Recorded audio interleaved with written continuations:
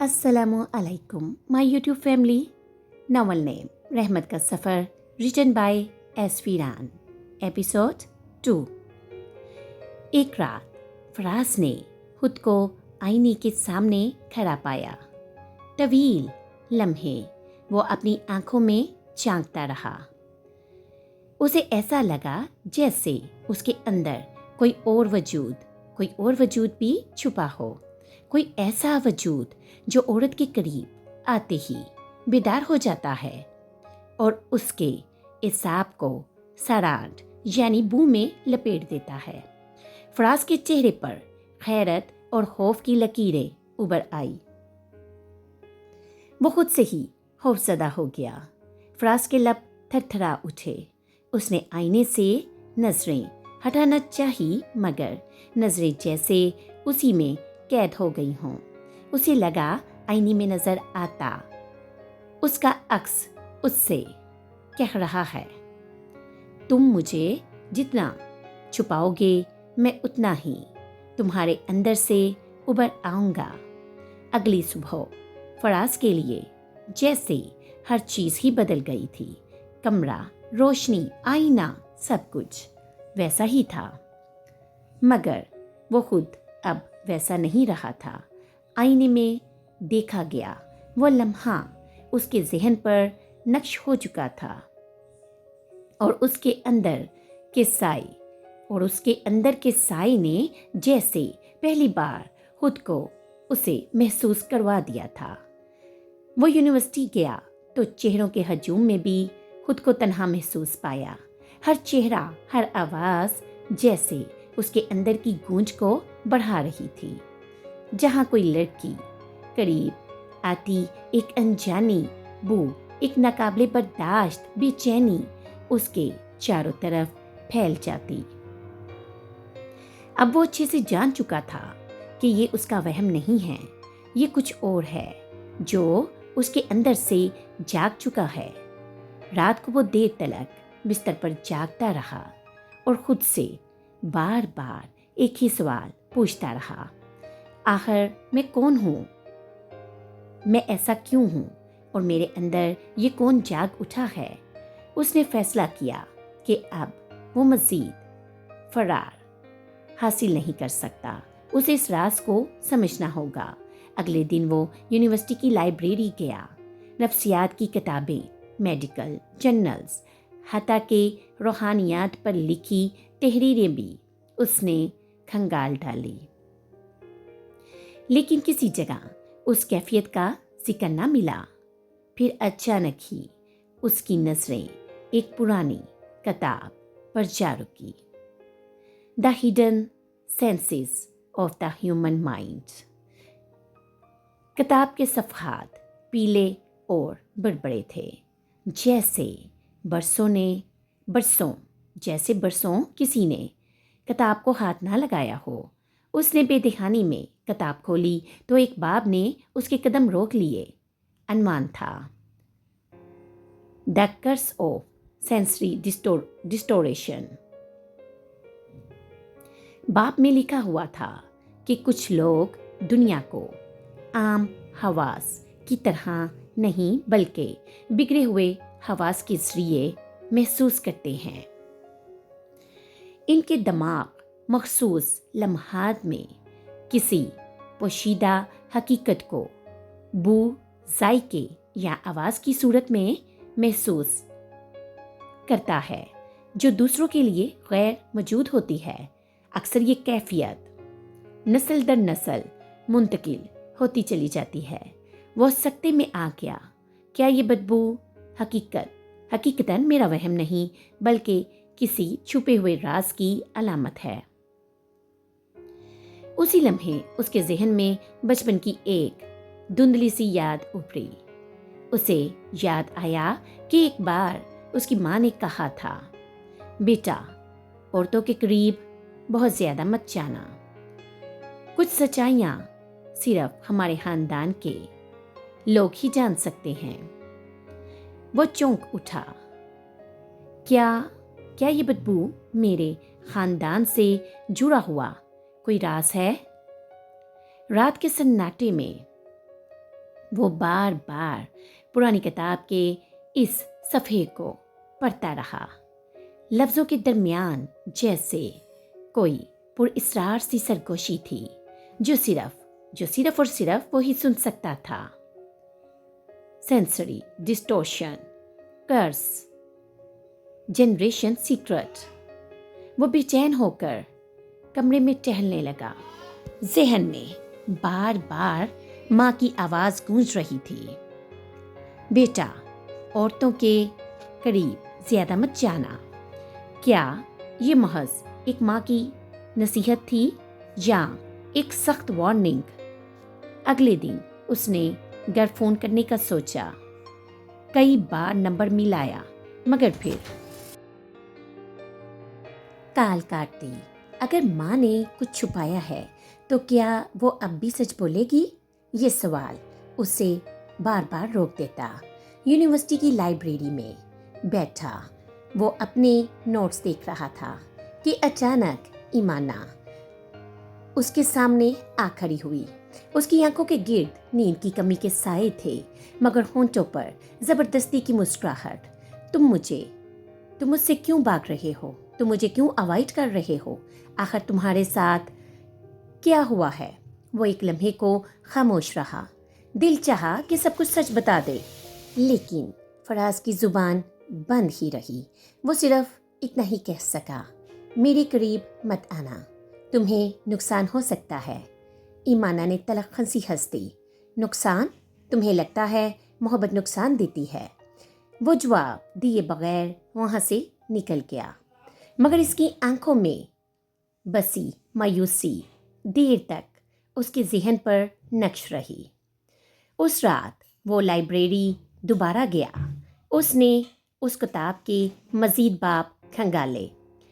ایک جگہ پر لکھا ہوا تھا کہ بعض اوقات بدبو یا عجیب احساسات صرف اور صرف انسانی جسم کے بارے میں نہیں ہوتے، بلکہ وہ دوسروں کے چھپے ہوئے عیوب یا گناہوں کی جھلک ہوتے ہیں۔ یعنی متاثر شخص کو وہ سچائی سننے کو ملتی ہے جو دوسروں سے پوشیدہ ہوتی ہے، جن کو دوسرے محسوس نہیں کر سکتے۔ یہ پڑھ کر اس کے رونگٹے کھڑے ہو گئے۔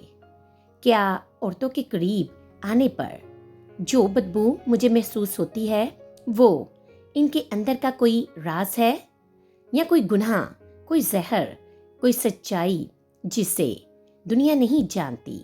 لیکن پھر دل نے سوال کیا، اگر یہی سچ ہے تو کیوں صرف عورتیں، مردوں کے قریب کیوں نہیں؟ اسی کشمکش میں کئی گھنٹے بیت گئے۔ چند دن بعد ایک عجیب واقعہ رونما ہوا۔ وہ شہر کے ایک میوزک کلب گیا، شاید خود کو معمول کے انسانوں کی طرح محسوس کروانے کے لیے۔ حال میں روشنیوں کی بارش تھی، لوگ ناچ رہے تھے، کہہ کے گونج رہے تھے۔ اچانک ایک لڑکی، شہر کی مشہور ماڈل، اس کے قریب آئی۔ اس کی خوشبو اتنی مدہوش کن تھی کہ لمحے بھر کو فراز کو ایسے محسوس ہوا جیسے شاید وہ بدبو ہمیشہ کے لیے ختم ہو گئی ہے۔ مگر جیسے ہی وہ اس کے قریب جھکی اور اس کے گال کو چھوا، اچانک وہی پر اسرار بدبو اس کی ناک میں گھس گئی۔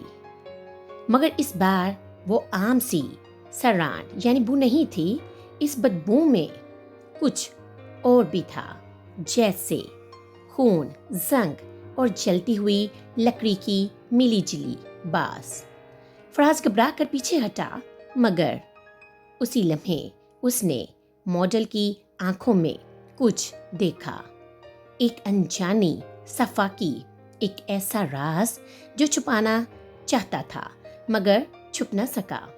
اس کے دل نے کہا، یہ بدبو محض بدبو نہیں ہے، یہ سچائی ہے، میں ان کی حقیقت کو سونگھ رہا ہوں۔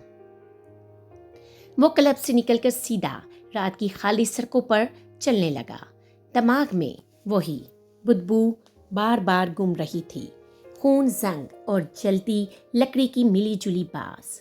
ये आम बदबू नहीं थी, ये एक कहानी थी जो उसकी नाक के जरिए उसके जहन में उतर रही थी। अगले ही दिन अखबार की शेख सुर्खी ने इसे हलाकर रख दिया था। मुकामी मॉडल पर कत्ल का इल्जाम, पुलिस की तफ्तीश जारी। इसकी आंखों के सामने वो रात घूम गई, वो मॉडल, उसकी चमकती आंखें और फिर वही सर्रांट, गोया इसने उसके गुनाह को सूंघ लिया था। अब उसे यकीन हो गया था कि ये कोई बीमारी या वहम नहीं है, बल्कि ये एक ताकत है, लेकिन ऐसी ताकत जो बोझ की तरह इस पर लदी हुई है। कई दिन और रात वो बेचैन रहा। यूनिवर्सिटी की क्लासेस इसके लिए बेमायनी सी हो गई थी। इसे लगा जैसे वो आम इंसान नहीं, बल्कि एक खुफिया हथियार है जिसे दुनिया खुद नहीं समझ पाएगी। एक रात वो इसी किताब को दोबारा पढ़ने बैठा। इस बार एक और सतर, एक और लाइन ने इसके दिल को दहला कर रख दिया। जो लोग दूसरों की पोशीदा हकीकत को सूंघ सकते हैं, वो कभी भी सुकून की जिंदगी नहीं गुजार सकते। या तो वो अपनी ताकत को कबूल करके इसके मुताबिक जिए, या फिर इस ताकत के हाथों बर्बाद हो जाए। ये पढ़कर इसके हाथ कांपने लगे, दिल बेचैन हो गया। उसी दौरान वही यूनिवर्सिटी वाली लड़की ईमाना फिर उसके करीब आई। वो रो रही थी। तुम मुझसे क्यों दूर जा रहे हो? अगर कोई बात है तो मुझे बताओ, मुझसे शेयर करो। मैं तुम्हारा साथ कभी किसी भी सूरत में नहीं छोड़ूंगी। वो लम्हा भर को टूटने ही वाला था। उसका दिल चाहा कि सब कुछ बता दे, मगर उसके अंदर से एक खौफनाक सवाल उठा। अगर मैं इसके करीब हुआ और बदबू फिर मुझे महसूस हुई, तो अगर इसके अंदर भी कोई ऐसा राज छुपा हुआ है जो मेरी जिंदगी को बदल देगा। इसने लड़ती आवाज में कहा, ईमाना, तुम मेरे करीब मत आओ, ये तुम्हारे लिए खतरनाक है। ईमाना के आंसू और बढ़ गए। खतरनाक? मोहब्बत कब खतरनाक होती है? लेकिन फराज अच्छे से जानता था कि इसकी मोहब्बत आम मोहब्बत नहीं, इसके करीब आना मतलब इसकी यानी ईमाना की हकीकत को सूंघना है। और अगर इसकी हकीकत किसी बदबू में छुपी हुई है तो फिर? इस रात वो नींद में ख्वाब में चला गया। ख्वाब में इसने अपने बचपन का एक मंजर देखा, जहां वो सहन में खेल रहा था और माँ दरख्त के नीचे बैठी हुई धीरे धीरे रोए जा रही थी। उसने अपनी माँ के पास जाकर पूछा, अम्मी जान, आप क्यों रो रही हैं? उसकी माँ ने उसके सर पर हाथ फेरा और फिर आहिस्ता से कहा, बेटा, हमारी नस्ल एक राज के साथ जीती आई है और तुम उस राज के वारिस हो। औरतों के करीब जाने पर जो बदबू तुम्हें आएगी, वो तुम्हें उनकी हकीकत दिखाएगी। ये हमारा बोझ है जो हमारी नस्लों के लिए लानत है। वो हड़बड़ा कर जाग गया, पसीने में शराबूर, दिल धड़क रहा था। फराज का दिल बड़ी तेजी से धड़क रहा था। तो क्या वाकई ये बदबू वाकई खानदानी लानत है, कोई बद्दुआ है? वो कई दिन तक माँ की बात और ख्वाब के मंजर पर गौर व फिक्र करता रहा। फराज के दिल में बार बार यही सवाल उभरता, ये लानत सिर्फ और सिर्फ औरतों के साथ ही क्यों जुड़ी हुई है? मर्दों के करीब जाने पर क्यों रोनमा नहीं होती? इस सवाल का जवाब ढूंढने के लिए उसने फैसला किया کہ وہ اپنی خاندانی تاریخ کا سراغ لگائے گا۔ اس نے پرانی یادیں کریدی۔ وہ اپنے کمرے میں بیٹھا ہوا تھا۔